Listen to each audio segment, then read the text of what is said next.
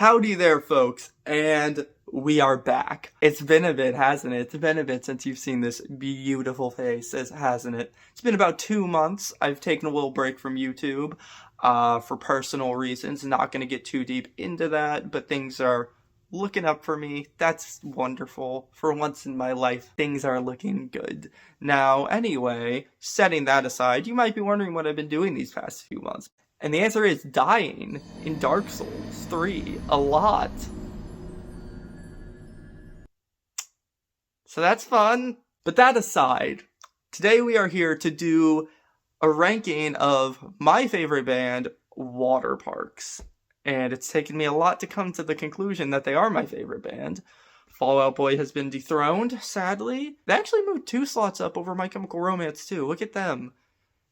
Can we get a gold star for Waterparks, guys? Gold star for Waterparks. Also, I will be adding a playlist for Waterparks in the description, link below on Spotify, to sort of give a good feel of their music overall. I'll be picking 3 songs from every album and sort of giving you the best of what Waterparks can offer as a band, if you're interested. Anyway, to the ranking, folks. Coming in dead last in the Waterparks ranking, and it pains me to do this because I have been listening to this album a lot recently and do think it is a good album, but it's definitely their weakest, and that is Entertainment. Entertainment is Waterparks' second studio album and a really good follow-up to their first Double Dare. While not being as good, it expands upon the sound a little more, adds some new elements, and sort of sees the first little hints that the band is very much into experimenting with their sound and getting to a point where they can sort of fully flesh it out, which you'll see be fully realized on later albums. But this album is definitely a transitional album. It feels like it definitely is a transition between their first and third album. You can hear elements of both in it, and I think that's really cool. It is a very personal album.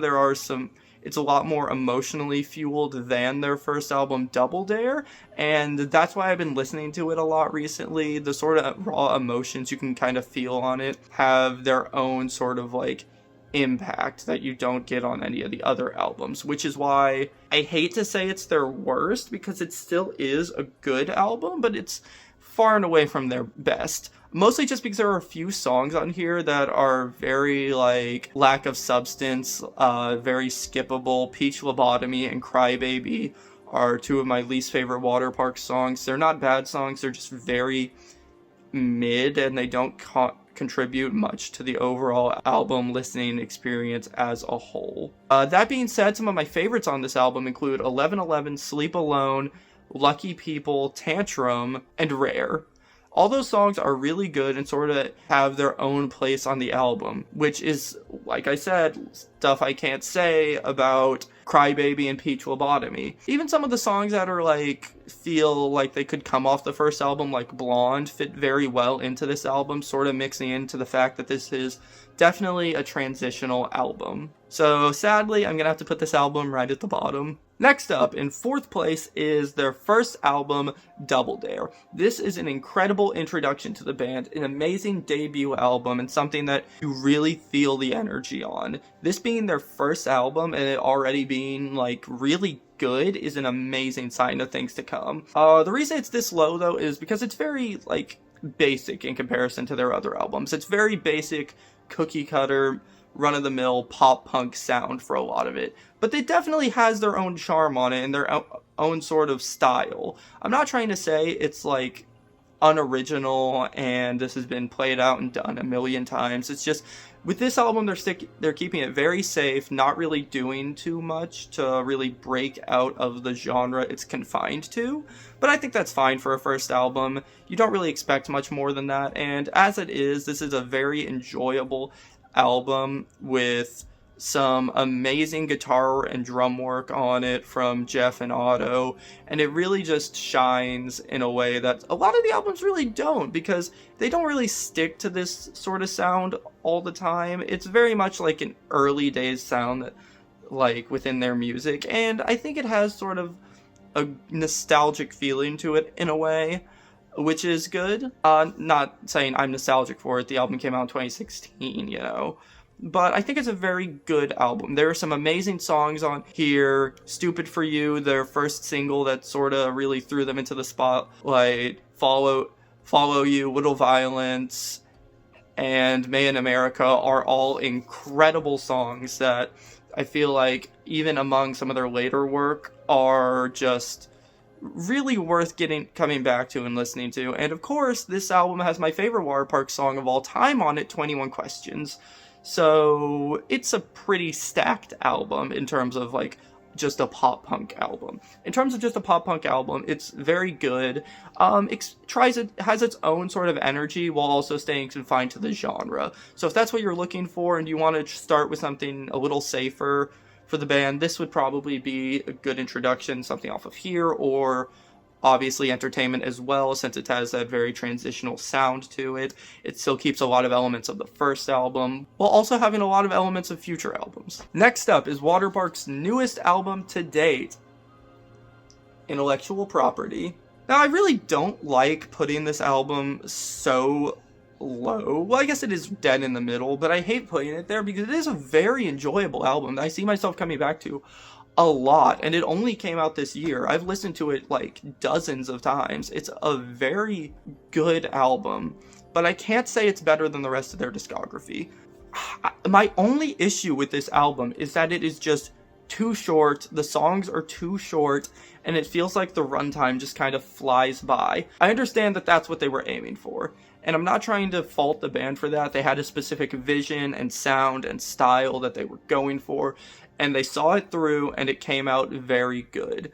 But the short runtime just isn't for me. I'd like just a little more off of this album.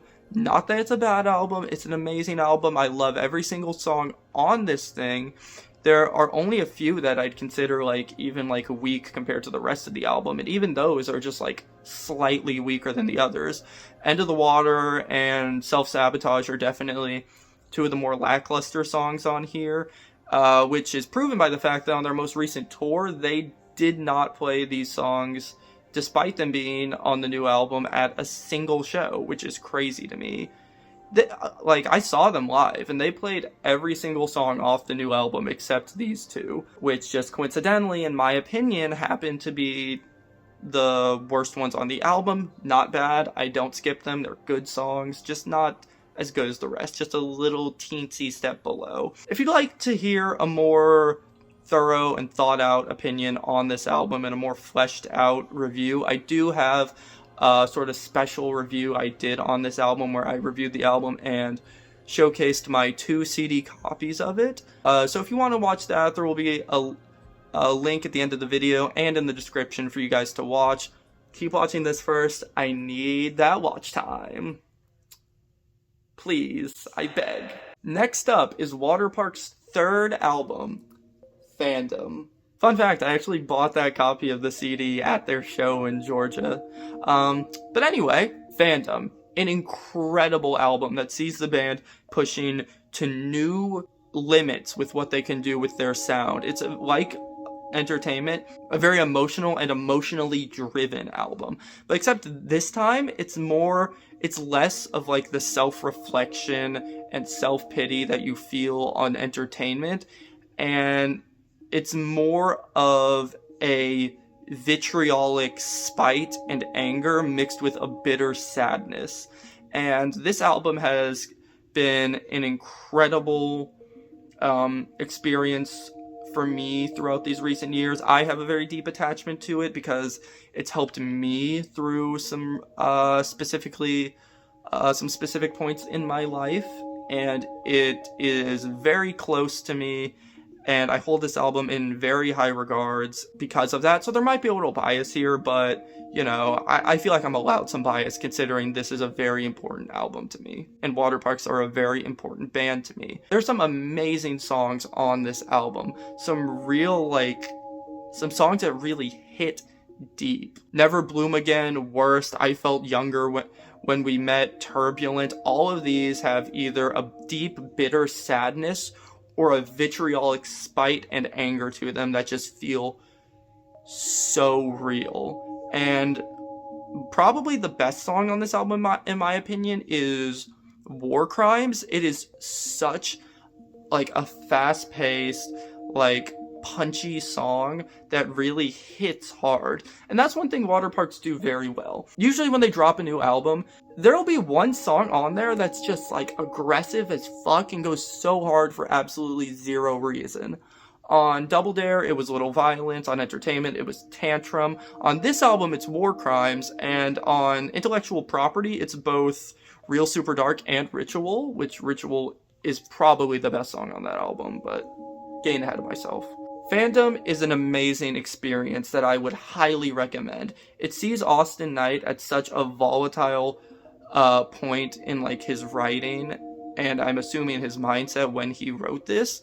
Obviously, it has a lot to do with a breakup, but it also has a lot to do with like fan culture and like fandom culture, judging by the title, that really is just toxic to both the artist and the fans in general, and sort of commentating on that. It feels like when it bounces back and forth between those topics, it feels like just such like, it feels like the emotions are being put out on the table, and that's what I love about this album. And last, but certainly not least, considering this is a ranking, is Waterparks' fourth album, Greatest Hits. Now, Greatest Hits sees the band at their most experimental they have ever been at any point in their career, which is why, leaving off of this and going into Intellectual Property, it wasn't as experimental. They definitely mixed things up a lot, but Greatest Hits is what I love about the band. The fact that they can try all these new sounds and have them all sort of work in their own way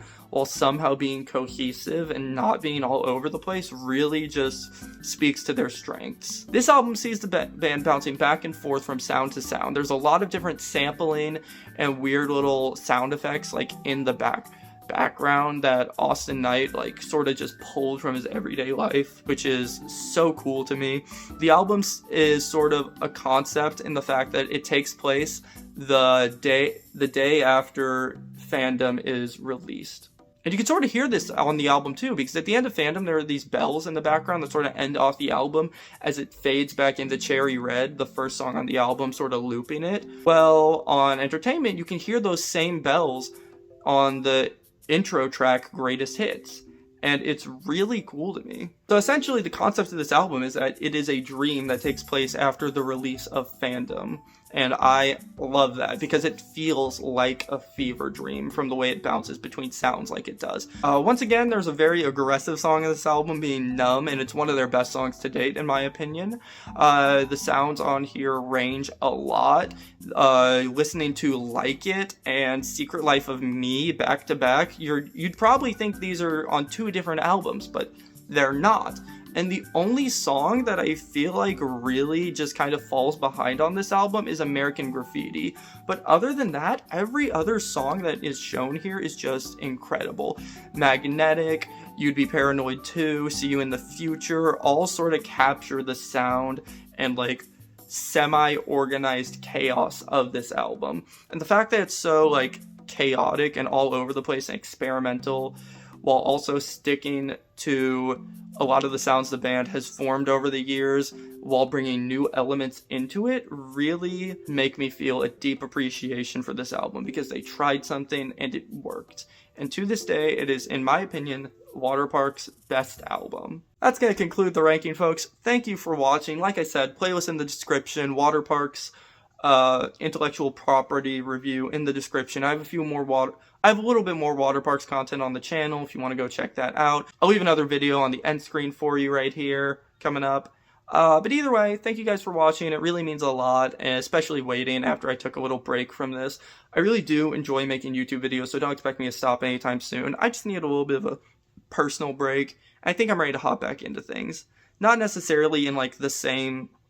I don't think I'll be like fully jumping into it just yet, but I want to start again. I love making videos. I love doing this. This is just something I've been passionate about for a long time. So thank you guys for staying, waiting, watching this video. If you're new here, go ahead and subscribe. There will be a link to the Discord server in the description below too. So go ahead and join. I'm on there every day. Come talk. There's plenty of nice people there. Yeah, it's going to be the end of the video. Thank you guys for watching. Really appreciate it. It means a lot. Bye. Love you.